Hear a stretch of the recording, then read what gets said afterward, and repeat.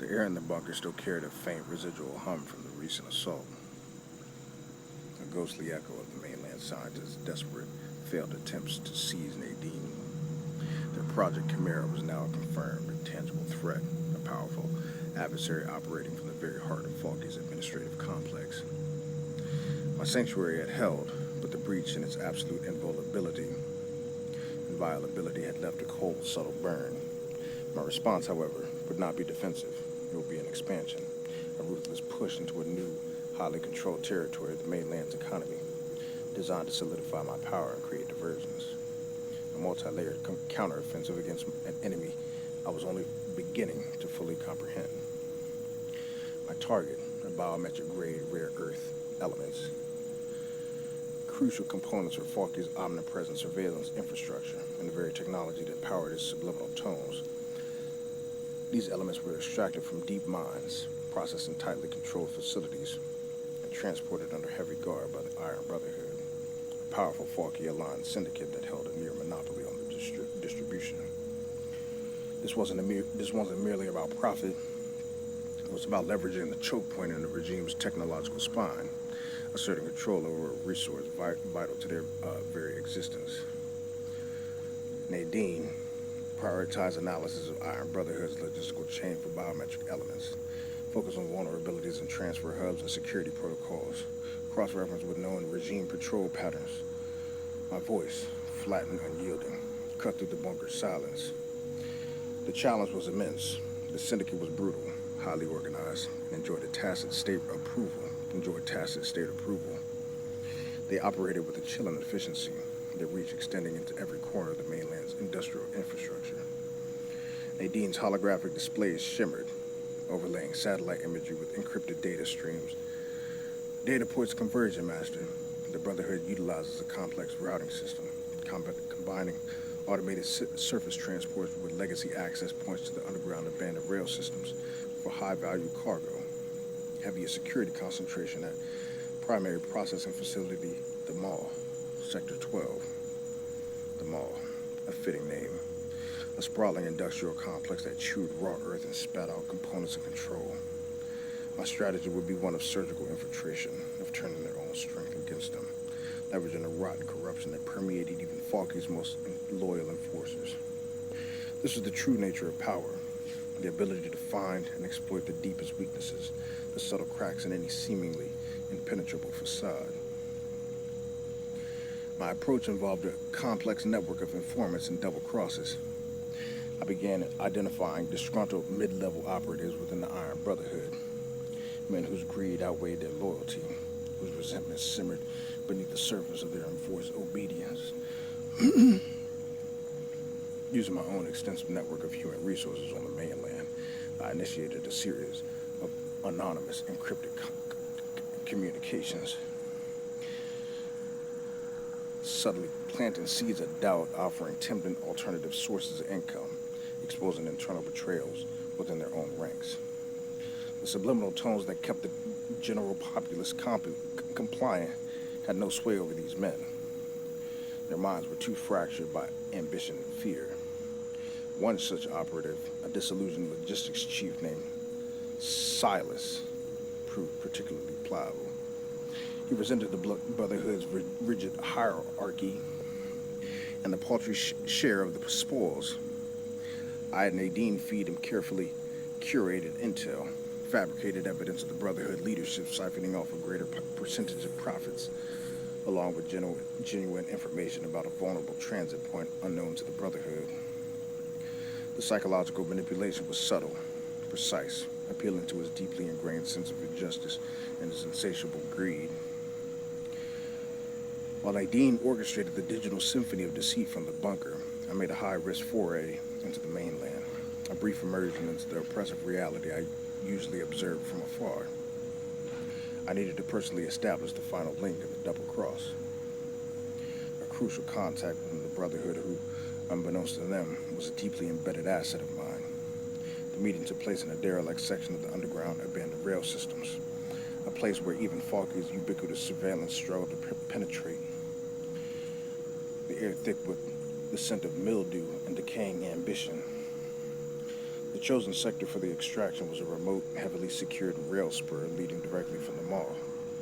My objective was not a full-scale assault, but a precise surgical strike to divert a single high-value shipment of refined biometric elements, proving my capability in destabilizing the Brotherhood's chain of command. My team for the operation was small, elite cadre of specialists in covert extraction, men who could move through the underground abandoned rail systems like wraiths. They were led by the Vargo, the same brutal but efficient lieutenant who managed my mainland logistics. Their movements were coordinated by Nadine, who, from the bunker, had tapped into the Brotherhood's internal comms, feeding us real-time data on their patrols, their shift changes, their blind spots. Master, Convoy Orion 7 is en route to Rail Spur Alpha 9, expected arrival in 17 minutes. Security complement: 2 armed units, 1 perimeter drone. Nadine's voice was a ghost in my comms unit, relaying the raw data. Execute diversionary tactics at Sector Epsilon 2. Engage perimeter drone with low-frequency jamming as planned. Maintain communication with Silas. Confirm his payload switch is secured. My voice was a calm murmur, even as the tension in the grimy tunnel cracked around us. The psychological strain of this level of orchestration was immense. Every human element, every technological variable had to be accounted for. Every weakness ruthlessly exploited. My mind was a steel trap, processing, analyzing, commanding, never resting. The solitude of my power weighed heavily, but it was also the source of my unyielding focus. The operation unfolded with brutal efficiency. Silas, believing he was pulling off his own clandestine side deal, executed the payload switch, replacing the genuine biometric elements with inert, worthless substitutes. He then deliberately left a trail of breadcrumbs, implicating a rival faction as the culprits. The beauty of the double-cross lay in its multi-layered deception, designed to ignite a furious internal conflict within the Iron Brotherhood itself. My extraction team, moving with ghost-like precision through the dark, echoing tunnels of the underground abandoned rail system, secured the real elements. The rail car, modified and virtually silent, moved swiftly through the deep, forgotten arteries of the mainland, bypassing all surface surveillance, carrying its illicit and valuable cargo towards the coast. The success of the operation was immediate and devastating for the Iron Brotherhood. The fallout from the stolen shipment and Silas's carefully crafted false flag operation plunged them into internal chaos. Accusations flew, loyalties fractured, and rivalries within the syndicate flared into open, brutal conflict.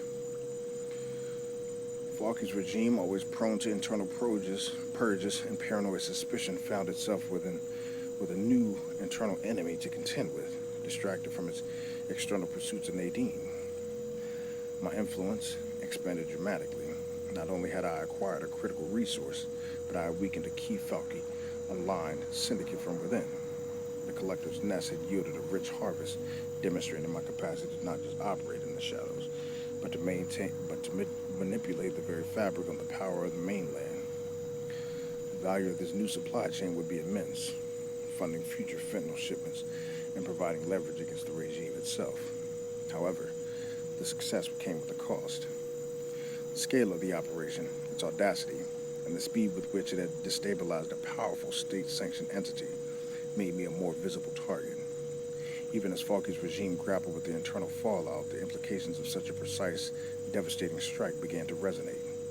My name, once a whispered rumor, now carried a greater weight, an unsettling gravity that could not be ignored.